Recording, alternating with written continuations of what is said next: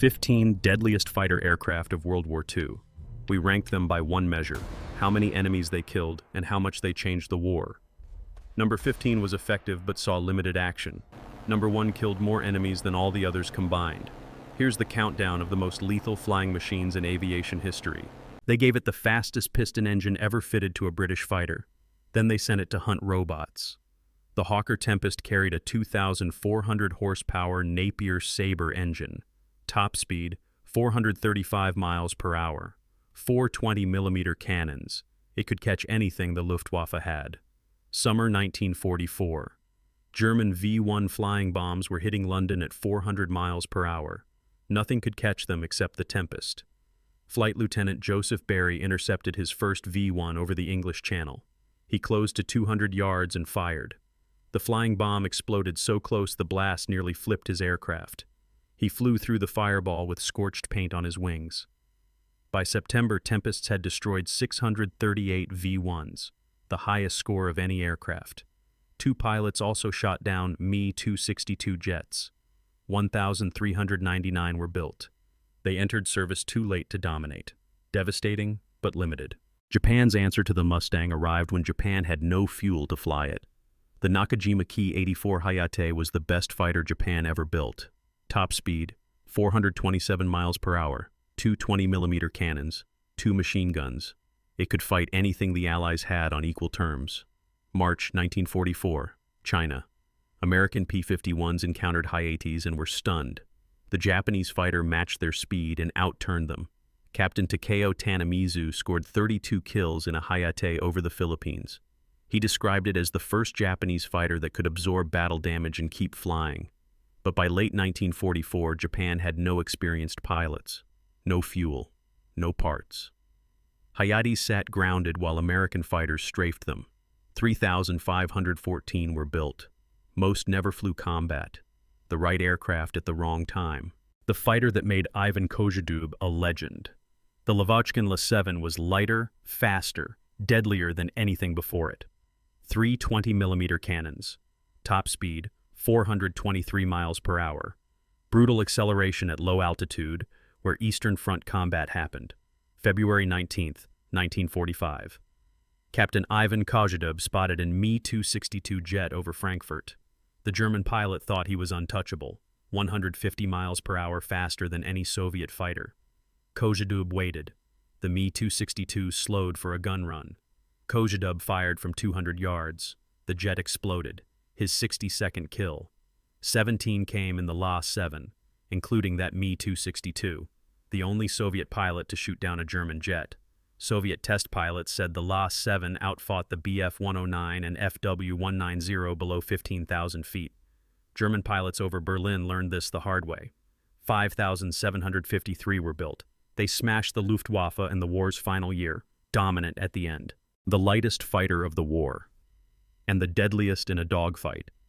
The Yakovlev Yak-3 weighed just 5,864 pounds, 1 20mm cannon, 2 machine guns. Top speed, 404 miles per hour. What it lacked in speed, it made up in turn rate. Nothing could follow it. Summer 1944. Lieutenant Marcel Albert was leading 2 Yak-3s when they encountered 8 Fw-19s over Poland.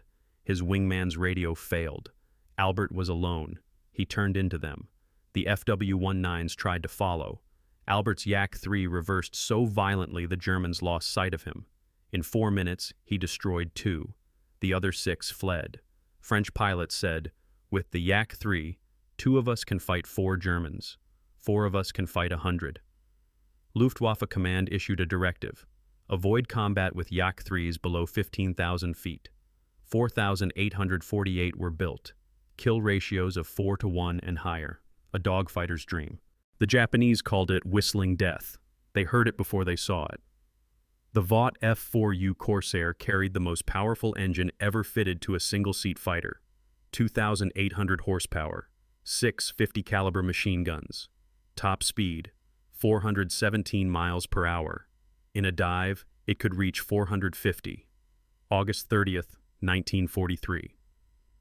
Lieutenant Ken Walsh was flying patrol over the Solomons when 50 Japanese fighters jumped his 4-plane division. Walsh's wingman was shot down immediately. Walsh reversed into the formation.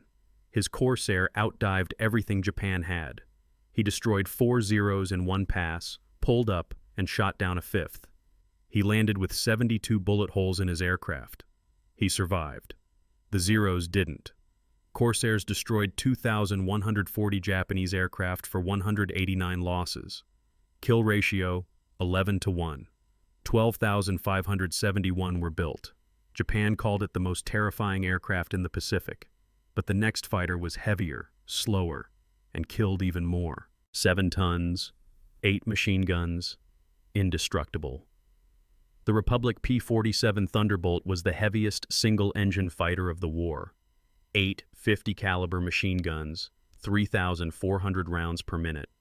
It could carry more bombs than early B-17 missions. March 6, 1944. Captain Robert Johnson was escorting bombers over Berlin when 16 FW-190s bounced his flight. Johnson's wingman was diving, hit. Johnson reversed hard. The Thunderbolt's mass gave it a dive speed no German fighter could match. He caught an FW-190 and blew it apart. Another was on his tail. Johnson dove again, 620 miles per hour. The Focke-Wulf's wings tore off trying to follow. Johnson finished the war with 27 kills. His aircraft brought him home with damage that would have destroyed lighter fighters.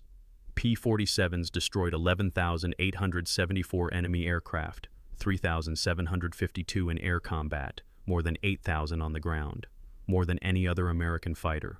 15,636 were built, nearly indestructible. Kill ratio, 19-1, the best of any fighter in the war. The Grumman F-6F Hellcat was designed with one purpose: kill the Zero. 6.50 caliber guns, armor, self-sealing fuel tanks, everything the Zero wasn't. June 19, 1944, the Great Marianas Turkey Shoot. Lieutenant Alexander Vrachyiw was flying patrol when radar detected a massive Japanese strike. Vrachyiw's division of 4 Hellcats climbed to intercept. They hit the formation head-on. Vrachyiw shot down 6 dive bombers in 8 minutes. His gun camera recorded every kill. He landed with 14 rounds remaining. American carriers launched 450 Hellcats that day. They destroyed 346 Japanese aircraft. Japan lost 3 carriers and hundreds of pilots. Japanese naval aviation never recovered. F-6Fs destroyed 5,163 enemy aircraft for only 270 losses. Kill ratio, 19-1. 12,275 were built. They ended Japanese air superiority in 18 months. The fighter that stopped the Luftwaffe over Stalingrad. And this is where everything changes. The Lavochkin La-5FN was the fighter Stalin demanded after Moscow nearly fell. A 1,850 horsepower radial engine, 2 20mm cannons.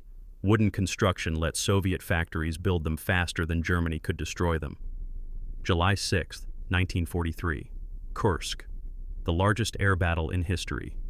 Guards Captain Grigory Rechkalov led 4 La-5FNs when they encountered 30 German aircraft. Stukas diving on Soviet tanks, escorted by Bf-109S and Fw-190S. Rechkalov attacked alone. The radial engine screamed as he shoved the throttle forward. Tracers from a Bf-109 ripped past his canopy. He snap-rolled and pulled hard, G-forces crushing him into the seat. The La-5FN outturned the 109 at low altitude. He fired. A Stuka's wing exploded in black smoke. He reversed onto the Bf-109. A 2-second burst. The German spiraled down trailing fire. He landed with empty guns, refueled. Flew 3 more missions that day, 4 more kills. Rechkalov finished with 56 victories. Ivan Kozhedub began in the La-5, 44 of his early kills. At Kursk, La-5s destroyed German air superiority. The Luftwaffe never recovered it on the Eastern Front. 9,920 were built. They turned the tide. From here, we enter the legends. September 15, 1940. The day Britain survived. The Luftwaffe launched everything. Massive bomber formations escorted by hundreds of Bf-10-9s. If the RAF broke, invasion would follow. The Supermarine Spitfire carried 8 machine guns, later 4 20mm cannons, elliptical wings, a turn rate German pilots learned to fear. Flight Lieutenant Brian Lane led 19 Squadron into a formation of more than 100 German aircraft over London. His Spitfire snap-rolled through them, guns hammering. He destroyed a Dornier, damaged 2 more, then reversed onto a Bf-110 and blew it apart. By day's end, the RAF destroyed 60 German aircraft. The Luftwaffe canceled the invasion 2 days later. Spitfires shot down 1,547 German aircraft during the Battle of Britain alone. Britain survived, but the Spitfire kept fighting. North Africa, Malta, D-Day. In 1945, a Spitfire shot down an Me-262 jet. 20,351 were built across 24 variants. It fought the entire war and won, Britain's savior. But what about Japan's terror weapon? December 7, 1941, Pearl Harbor. 420 came out of the Sunrise, the Mitsubishi. A 6M0 was everything American pilots feared. 2 20mm cannons, combat radius, 1,200 miles. A turn rate nothing could match. But it had no armor, no self-sealing fuel tanks. Every ounce went into range and maneuverability. August 1942. Over Guadalcanal, Lieutenant Saburo Sakai attacked 8 American fighters. Alone. He destroyed 1, damaged 3, and escaped untouched. Early on, pilots who tried to dogfight Zeros died. So the rules changed. Never turn with a Zero. Dive, shoot, climb, hit hard, and leave. 1.50 caliber round into a fuel tank, and it burned. By 1943, American fighters were faster, tougher, heavier armed. The Zero was obsolete. Japan kept building them anyway. More than 11,000 were built. Early in the war, unstoppable.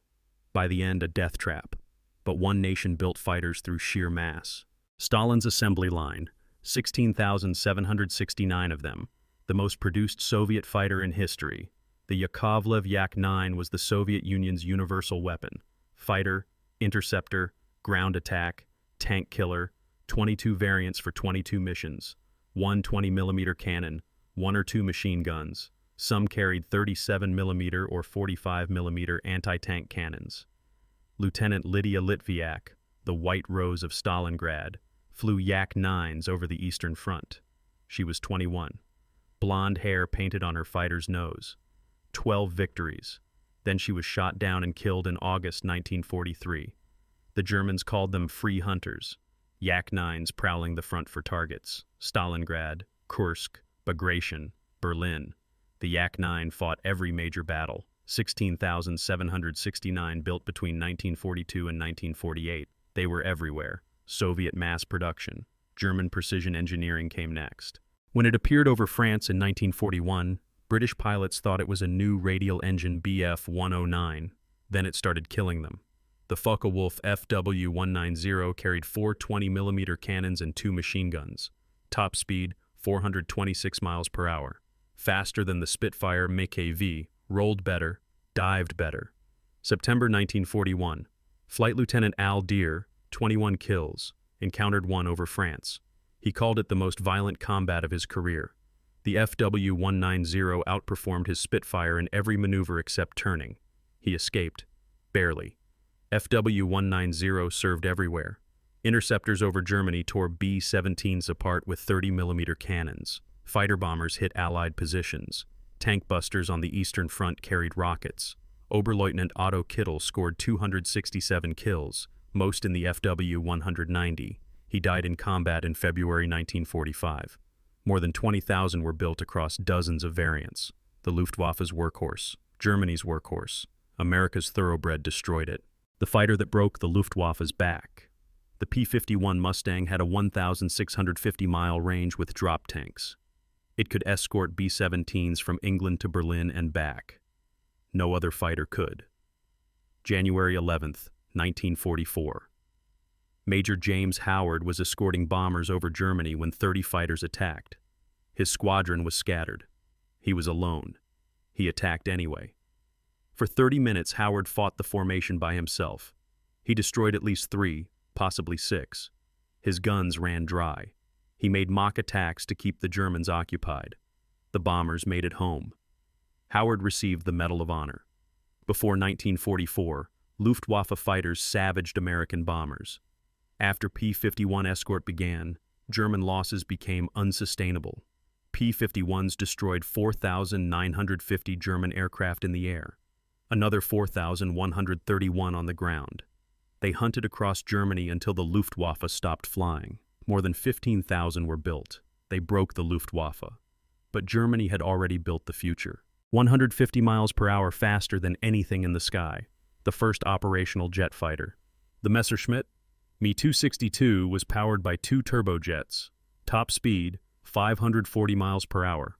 430mm cannons. Nothing could catch it. October 7, 1944.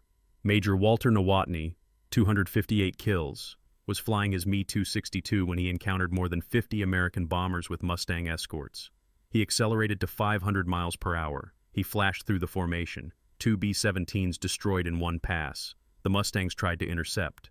Nowotny was 3 miles away before they could react. 3 more passes. 2 more bombers. Then an engine failed. He was shot down trying to land. Germany lost its greatest ace flying its most advanced fighter. Me-262S shot down 542 Allied aircraft for roughly 100 losses. Kill ratio, 5.4 to 1. If Germany had produced 5,000 instead of 1,400, the air war might have lasted years longer. The future arrived too late, but the past had already won. The deadliest fighter aircraft ever built. The Messerschmitt Bf-109 fought from the first day of the war to the last. Poland, France, Britain, North Africa, the Soviet Union, 6 years, every front. 34,000 were built, more than any fighter in history. Major Erich Hartmann flew a Bf-109G6, Black II, Eastern Front, 1943 to 1945. His tactic was simple: get close, 50 meters, close enough to see rivets, then fire one burst. No wasted ammunition. 352 confirmed kills. The highest scoring ace in history, all of them in the Bf-109. Gerhard Barkhorn, 301 kills. Gunther Rahl, 275. Otto Kittel, 267. Every pilot with more than 200 kills flew the Bf-109. There were 105 German aces with over 100 kills. Almost all flew Bf-109S. Why? Because it was always there. Spain 1937, Poland 1939, Britain 1940, Stalingrad 1942, Berlin 1945, 8 years of continuous combat, 2 machine guns, 1 30mm cannon. Late models reached 452 miles per hour. It evolved constantly. The core never changed. British pilots feared it, Soviet pilots respected it, American pilots hunted it. It didn't have the best kill ratio, it wasn't the fastest, it wasn't the most advanced. But it killed more enemies than any other aircraft in history. That's why it's number 1. If you want more stories of the aircraft that decided the war, subscribe.